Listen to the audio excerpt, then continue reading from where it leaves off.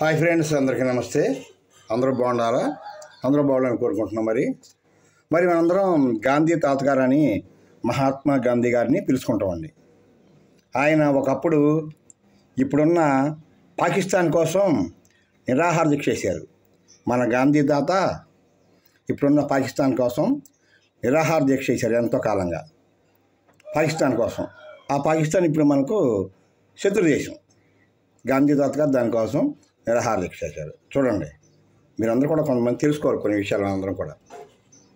అలాగే mother Teresa గారు మన దేశంలోకి వచ్చి మన హిందువుల్ని, హిందూ మతాన్ని కూడా మార్చేసి క్రైస్తవులుగా చేశారు. చాలామందిని హిందూ దేశాన్ని క్రైస్తవ దేశంగా చేయాలని చూశారు. చాలామందిని మత మార్పిడి చేశారు. ఆమెను మన మదర్లాగా మదర్ తెరీసా అని అంటాం. మనం గౌరవిస్తాం, తప్పలేదు. పెద్దల్ని ఎవరినైనా గౌరవించాలి. కానీ మన సాంప్రదాయాన్ని, మన దేశాన్ని ఈ రాజకీయ నాయకులు పెద్దలు చూసారా? మహాత్మా గాంధీ గారేంటి పాకిస్తాన్ కోసం నిరాహార దీక్ష చేయడం ఏంటి? మదర్ తెరీసా గారు మన దేశంలో ఉన్నారు.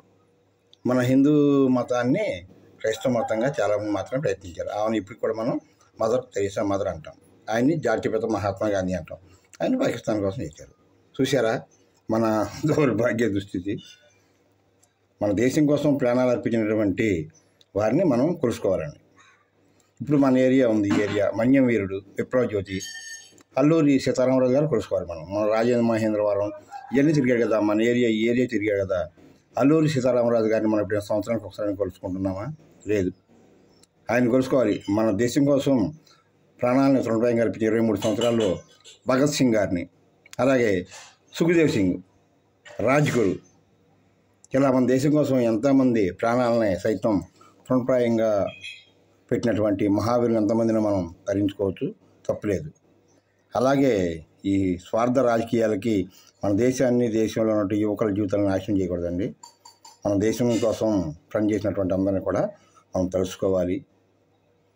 వాళ్ళకి మనం జోహార్లు అర్పించుకోవాలి. అది ఎవరి మతం, ఎవరికి నచ్చిన మతంలో వాళ్ళు వెళ్ళొచ్చు, తప్పులేదు. మనం హిందువుల్ని ఎవరిని కూడా మా మతంలోకి రండి, మా గుడికి రండి అని మనం ఎవరికి చెప్పం. ఎవరు వెళ్ళే దారిలో వాళ్ళు వెళ్ళచ్చు, తప్పులేదు. మనం ఎవరికి ఇష్టం వెళ్తాం, ఎవరు పెట్టిన ప్రసాదం తీసుకుంటాం, తప్పులేదు. అలాగే హిందూ దేవాలయాలు కూల్చి చర్చిలు కట్టడం, ఒక్కొక్క ఊళ్ళో 10, 15, 14, 8, 9 అలా ఉన్నాయండి. మన గ్రామంలో ఒకటే రామాలయం ఉంటుంది, ఒక కృష్ణాలయం ఉంటుంది, లేదా ఒక శివాలయం.